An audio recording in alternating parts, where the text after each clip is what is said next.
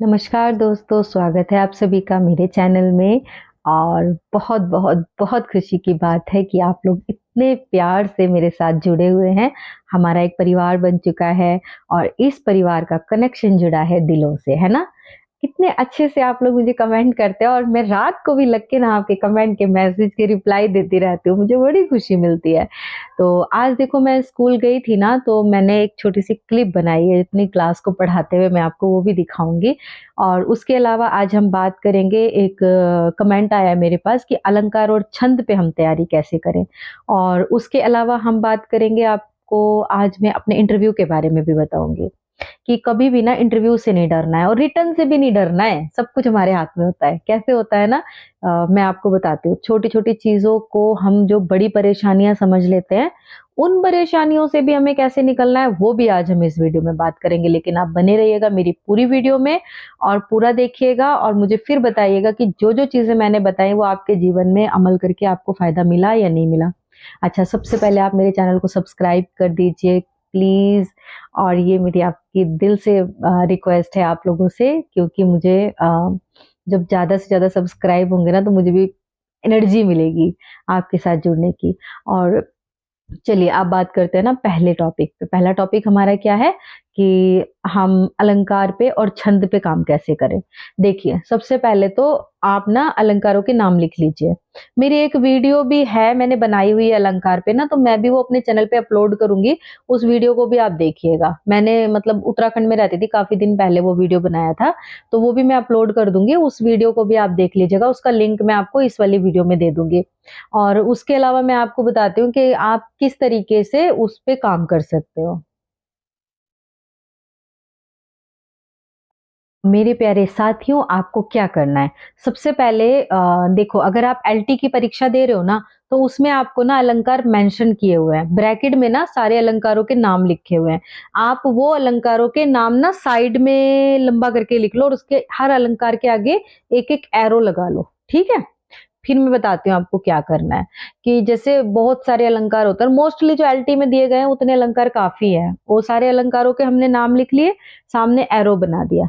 अब एक लाइन पकड़ो, जैसे कि हम लोग उपमा अलंकार में पढ़ते हैं ना कि चंद्रमुखी, चंद्र के रूप जैसा मुख, तो रूपक भी हो गया, उपमा भी हो गया। और मतलब एक वाक्य लीजिए, एक वाक्य को सारे अलंकारों में कन्वर्ट करके देखिए, क्योंकि अलग-अलग लाइन से अगर आप पढ़ेंगे तो वो नहीं हो पाएगा। एक वाक्य लीजिए, एक वाक्य को हर अलंकार के तरीके से उसको लिखना है। अच्छा, मैं जो वीडियो अपनी डालूँगी ना उसको ज़रूर देखिएगा, उसमें इस तरीके से मैंने कराया हुआ है। और मुझे सच में ना नवोदय से बिल्कुल टाइम नहीं मिलता, वरना मैं आपको क्लासेस भी दे देती इस पे, मैं खुद लिख के आपको समझाती कि मैं आपको क्या बताना चाह रही हूँ। लेकिन फिर भी मैं आपको बोलूँगी कॉपी में लिख लेना आप, एक ही लाइन लिखना, जैसे कि मानवीकरण में आप उसको किस तरीके से लिख सकते हो। और क्या कहते हैं, रूपक में हम कैसे लिख सकते हैं, उपमा में उसे हम कैसे कन्वर्ट कर सकते हैं, फिर अगर संदेहमान हो, भ्रांतिमान हो तो उसमें हम कैसे उसको कन्वर्ट कर सकते हैं। उसके अलावा दूसरा तरीका क्या है? दूसरा तरीका ये है कि उस पे आधारित जो आपके अलंकार एलटी वाले में ब्रैकेट में दिए हुए हैं, वो अलंकार आपको पता होने चाहिए और उन अलंकारों पे आधारित प्रीवियस ईयर के जो क्वेश्चंस है ना, उनको रट लीजिए। उनमें से ही आते हैं, कुछ बाहर से वो नहीं देंगे, तो उनमें से रट लीजिए। और जो रामचंद्र शुक्ल की बुक में पंक्तियाँ दी हुई हैं, उनका खास ध्यान रखिएगा कि उनमें से अलंकार पूछ सकते हैं। अधिकतर पता है क्या होता है, मतलब चीज़ों को समझना बहुत ज़रूरी होता है कि मान लीजिए संदेह अलंकार और भ्रांतिमान अलंकार है, दोनों में डिफरेंस कितना है? बहुत छोटा-सा डिफरेंस है। और बहुत सारी वीडियोज़ अवेलेबल है, तो आप ट्रिकी वीडियो, ठीक है? अलंकार की ट्रिकी वीडियो भी देख सकते हो। देखो, मैं तो देखती थी बहुत सारी वीडियोज़, जैसे मेरा कॉन्सेप्ट क्लियर नहीं होता था ना, बुक से पढ़ने से बुक्स भी पढ़ती थी और सर जो पढ़ाते थे वो भी पढ़ती थी, वहाँ से भी मैंने पढ़ा।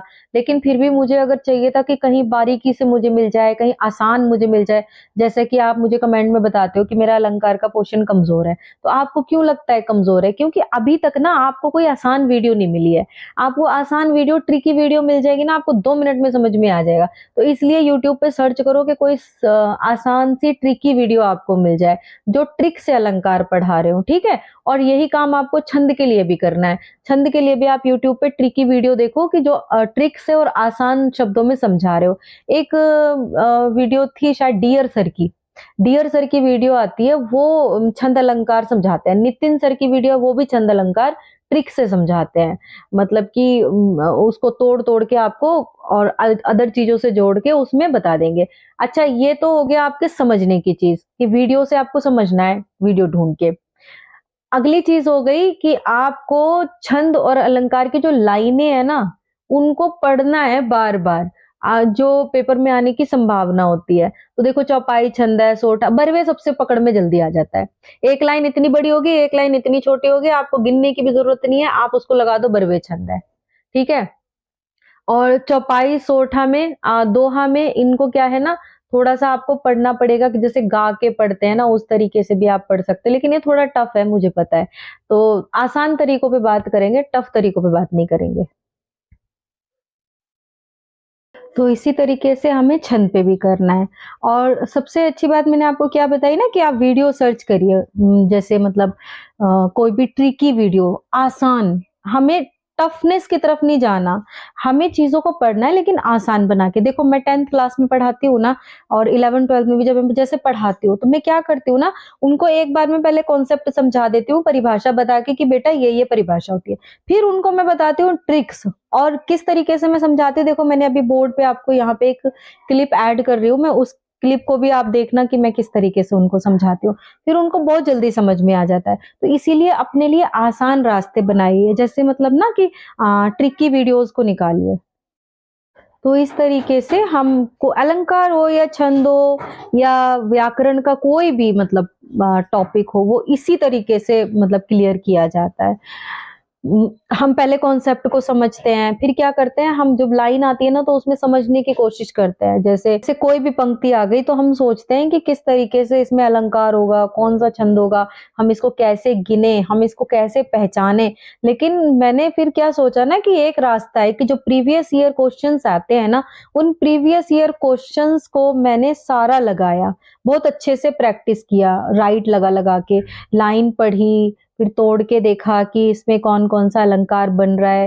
तो जो भी अलंकार जिस लाइन में बन रहा था, वो मेरे जहन में बस गया। तो जब एग्जाम में आते हैं तो वो पकड़ में आ जाते हैं। कोई देखिए अलग से लाइन तो वो खुद से निर्माण करेंगे नहीं, बनाएंगे नहीं। तो ज्यादा से ज्यादा जितना अभ्यास हम कर लेंगे ना, उतना ही हमारी पकड़ के अंदर रहेगा, बाहर नहीं जाएगा। तो फिर इसीलिए ना, जो छंद होते हैं उनका भी यही है। तांटक छंद ज्यादातर पूछा जाता है। हम देखेंगे शब्द की परिभाषा, ठीक है? Yes ma'am. Yes ma'am. वर्णों के सार्थक समूह को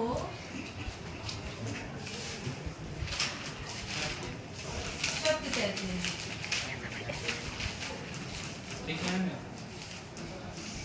देखो, सबसे पहली बात कि वर्ण कैसे होने चाहिए। जो वर्ण होगा, वो वर्णों का जो समूह होगा, ठीक है, वो सार्थक होना चाहिए। मतलब उससे किसी न किसी चीज का अर्थ निकलना चाहिए, तभी वो शब्द कहलाएगा। अब हम जब शब्दों को वाक्यों में प्रयोग करते हैं, ठीक है, शब्दों का वाक्यों में प्रयोग। सार्थक प्रयोग, ठीक है, यस मैम। सार्थक प्रयोग, क्योंकि सार्थक होना बहुत जरूरी है। क्या कहलाता है? पद कहलाता है। आप लोगों को ये बहुत ज्यादा जरूरी है जानना कि शब्द और पद में क्या अंतर है। पिछली बार जो 9th का एग्जाम आया था, उसमें शब्द और पद में इतनी कंफ्यूजन बच्चों को हो गई थी कि बहुत सारे प्रश्न गलत हो गए थे, जबकि ये बहुत अगर समझ लो तो आसान कॉन्सेप्ट है। यहाँ पे हो गया शब्द और यहाँ पे हो गया पद। अब मैं आपको एक वर्ड लिख रही हूँ, इसको पढ़ के बताओ ये क्या है।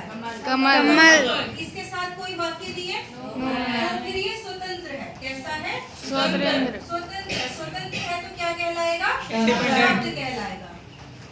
अब मैं इसको वाक्य में प्रयोग करूंगी। तालाब में कमल खिला है। अब ये वाक्य में प्रयोग हो गया। अब मुझे बताओ ये क्या है? पद है। दोनों में डिफरेंस ये है कि जब हम किसी स्वतंत्र इस तरह तो देखिए आपको पढ़ना है, ठीक है, लाइन बाय लाइन आप अच्छे से जितने भी अलंकारों पे आधारित पंक्तियां जो आती हैं उन पे काम करिए, छंदों पे जो पंक्तियां आती हैं ज़्यादा से ज़्यादा उनका अभ्यास करिए। इसके अलावा मैं आपको एक चीज़ और बताना चाहूँगी कि देखो जैसे हमारे जीवन में कठिन पल होते हैं, कठिन क्षण होते हैं। हम सोचते हैं कि मतलब ये समय निकल जाए तो कुछ दिन बाद हमारा अच्छा समय आ जाएगा और हम इन परिस्थितियों से निकल जाएँगे। हमारे आस-पास अभी जो लोग हैं वो बहुत बुरे हैं, हम दूसरी जगह जाएँगे फिर हमें बहुत अच्छे लोग मिलेंगे, फिर हमें बहुत अच्छा लगेगा। तो देखो ऐसा नहीं होता है, पता है क्या है? अभी भी मैं वीडियो रिकॉर्ड करते-करते भी बीच में से उठ के गई, हाउस में लड़कियों के साथ कुछ प्रॉब्लम हो गई थी, फिर वो सारा सुलझा के आई।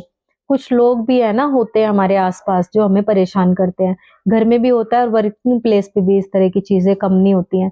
और मैं मतलब कैसे उम्मीद लगाऊँ कि मान लो मेरा ट्रांसफ़र हो जाए कुछ दिनों बाद, तो वहाँ पे सब कुछ ही बहुत अच्छा होगा क्योंकि जो हमारे साथ चला आ रहा है ना, वो चीज़ों से हमें रहने की आदत डालनी चाहिए। मैं ये बात आपको सिर्फ़ इसलिए बता रही हूँ क्योंकि मेरी बहुत सी बहनें बहुत परेशान हैं, भैया भी हमारे कहते हैं या मतलब आप लोग धैर्य रखिए अपने मन में। कठिन परिस्थितियाँ हमारे जीवन में आती ज़रूर है, लेकिन उन कठिन परिस्थितियों से लड़ने की क्षमता हमें बढ़ानी है। हम क्या कहते हैं, हे प्रभु आप बेशक हमें सुख मत दो, हमें ऐश्वर्य मत दो, लेकिन जो हमें जीवन दिया है, उसमें जो परिस्थितियाँ दी हैं, उनको सहने के लायक बना दो। उनको सहने की क्षमता दो कि उसको सहते हुए हम मुस्कुराते रहें। ये ना हो ना कि हम अपने जीवन को बिल्कुल एकदम ऐसा बना लें कि हमारा जीवन किसी लायक नहीं है, नहीं, जीवन बहुत अनमोल है। अगर हमारे पास जीवन है ना, तो हमारे पास सबसे बड़ा रत्न है और जब हमारे पास सबसे बड़ा रत्न है, तो हम सबसे बड़े अमीर हैं। सब कुछ है हमारे पास, तो फिर हम रोना क्यों है? बिल्कुल भी नहीं रोना है। अपनी परिस्थितियों के साथ अच्छे से अपने आप को आपको पता है अभी-अभी मैं ये सब क्यों बता रही हूँ? क्योंकि वर्किंग प्लेस पे ना मैं भी ये सब झेलती हूँ और घर पे थी तब भी इस तरह की चीज़ें रहती थी, ससुराल में थी तब भी इस तरह की चीज़ें रहती थी। तो फिर मतलब ये ना हमारे आस-पास का एनवायरनमेंट ऐसा बना रहता ही है, तो हमें अपनी परिस्थितियों को अपने अनुकूल ढालना पड़ेगा, अपने आप को खुश रखने के लिए वो रास्ते खोजने पड़ेंगे जिन रास्तों पे चल के हम खुश हो सकते हैं और वो रास्ते क्या हैं? वो रास्ते हैं आपके सपने। प्रतिकूल परिस्थितियों में भी बैठकर जब आप धैर्य के साथ पढ़ाई कर रहे हैं, अपने सपने की तरफ कदम बढ़ा रहे हैं, तो वही आपकी खुशी रहने का ज़रिया भी बन रहा है।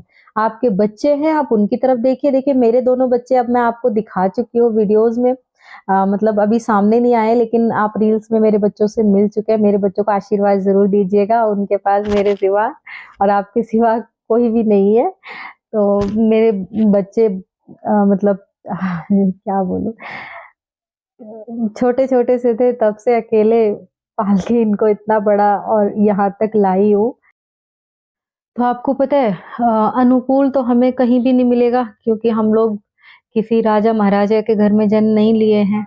हम लोगों को अपनी दुनिया खुद बनानी है, लेकिन हम किसी राजा या राजकुमारी से कम अपनी दुनिया नहीं बनने देंगे। हाँ, इसमें तकलीफ़ें होती हैं, लेकिन सपना भी तो इतना बड़ा है। जब सपना इतना बड़ा है, तो वहाँ तक पहुँचने में कितनी तकलीफ़ें आएँगी। तो जिनके सपने नहीं होते, वो मौज से सोते हैं, कुछ भी नहीं करते। लेकिन जिनका सपना इतनी दूर है, इतना बड़ा है, तो उनको चलने में कठिनाई तो आएगी। तो आप लोग तैयार हैं ना अपने सपने तक पहुँचने के लिए? तो उन अंगारों से भी गुज़रना पड़ेगा जो पैरों के नीचे लगेंगे।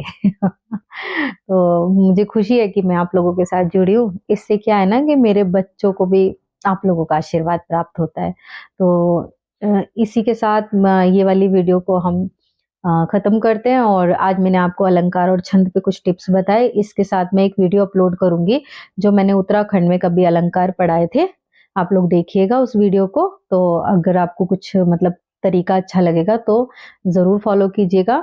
लेकिन आप इतना काम कर लीजिएगा कि जो उस पे आधारित ट्रिक्स वीडियोज़ हैं, उनको ढूँढ के पढ़िएगा और फिर जो आपकी किताबों में अलंकार वाली पंक्तियाँ दी गई है ना प्रीवियस ईयर की, कठिन से कठिन अलंकार वाली पंक्तियाँ भी आप उठा के उनको अंडरलाइन करके पढ़ लेना कि इस पंक्ति में ये अलंकार बनेगा, इस पंक्ति में ये अलंकार बनेगा, इस पंक्ति में ये अलंकार बनेगा। जो ज़्यादा से ज़्यादा रिपीटेड कठिन पंक्तियाँ होंगी उनको ज़रूर पढ़ लेना। और एलटी ग्रेड में जो अलंकार मेंशन किए हुए हैं, उन सारे अलंकारों को लिख करके उनकी परिभाषा लिख लेना और 1 या 2 लाइन के माध्यम से उन अलंकारों को सबको पढ़ लेना। ठीक है? ऐसा ज़रूर कीजिएगा। आप ज़रूर सफल होंगे। मेरी शुभकामनाएँ आपके साथ हैं। धन्यवाद।